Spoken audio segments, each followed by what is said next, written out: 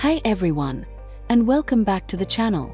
Ever feel like financial headlines are shouting one thing, but the real story is much more interesting? Today, we are going to pull back the curtain on Mapletree Logistics Trust, a huge player in the world of logistics real estate across Asia Pacific.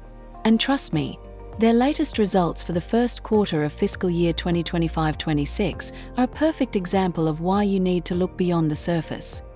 Before we dive in, a super important disclaimer: this video is for informational purposes only. It's not financial advice, and it's definitely not a recommendation to buy or sell anything.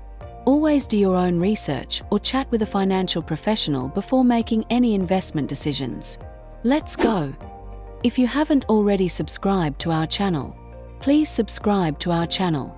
Your support truly makes a difference, enabling us to produce more stock and fundamental analysis content. So, when MLT released its numbers, the headlines probably looked a bit grim. Their distribution per unit, which is basically the payout to investors, saw a 12.4% year-on-year drop. Gross revenue was down 2.4%, and net property income, that's NPI, the income from their properties, dipped 2.1%. Pretty tough, right? But here's where it gets interesting. Why did these numbers look so challenging year on year? Well, there were three main culprits. Missing a big bonus. In the same quarter last year, MLT had a nice one-off gain of 5.7 million Singapore dollars from selling some properties. Think of it like this: if you got a big bonus last year, and this year you don't, your overall income might look lower, even if your regular salary is stable. That bonus wasn't there this time. Currency headwinds. Many Asian currencies, like the Chinese yuan, Hong Kong dollar, and Korean won, weakened against the strong Singapore dollar. Since MLT earns income in these currencies, when it's converted back to Singapore dollars, it looks like less. It's like your vacation money shrinking when you exchange it. Higher borrowing costs. Just like many of us, MLT faced higher borrowing costs, adding pressure on their distributable income. So, these big factors, largely outside MLT's direct control, really hit those headline numbers.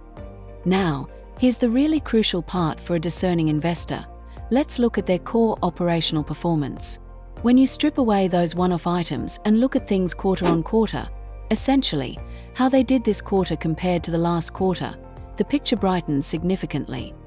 NPI actually improved by 0.4% quarter on quarter, and their DPU from operations increased by 0.5% quarter on quarter. This is a clear signal that their core business is stable and even slightly improving. What's driving this underlying strength? Rock-solid occupancy. Their portfolio maintained a very healthy 95.7% occupancy rate. And get this, if you exclude a brand new facility that's still filling up, their occupancy would be an even higher 96.3%. Hong Kong even improved to 98% and Malaysia to a near-perfect 99.7%. Positive rental growth.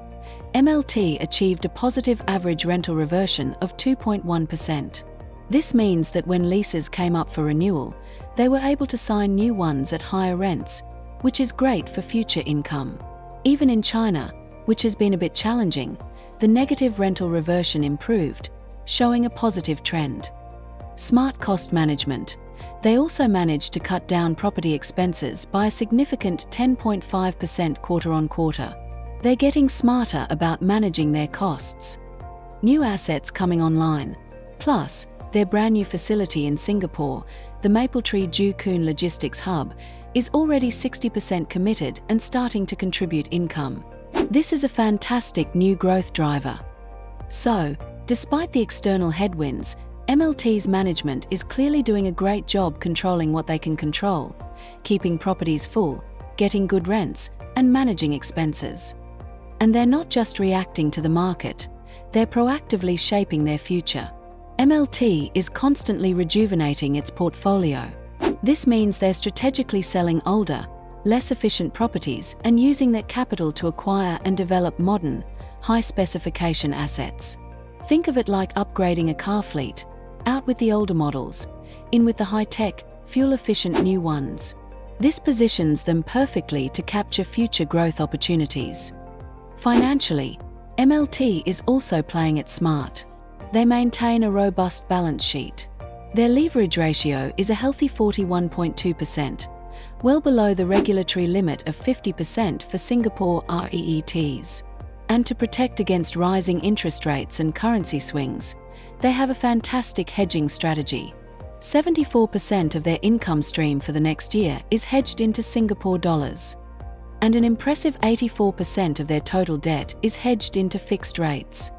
This is like having strong financial insurance, providing a vital buffer against market volatility. Plus, their debt repayments are nicely spread out over the next few years, minimizing refinancing risks. MLT's portfolio is also incredibly diversified across 9 key markets in Asia-Pacific.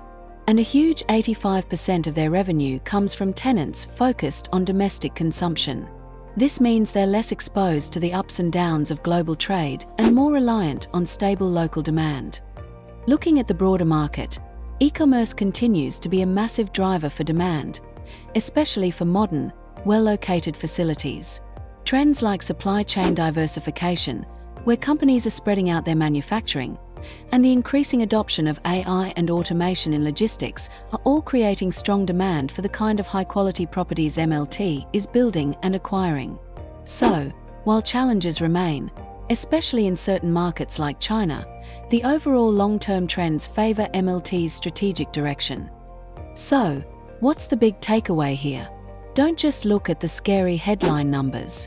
For MLT, the year-on-year declines were largely due to factors outside their direct control, the absence of a one-off gain and currency depreciation.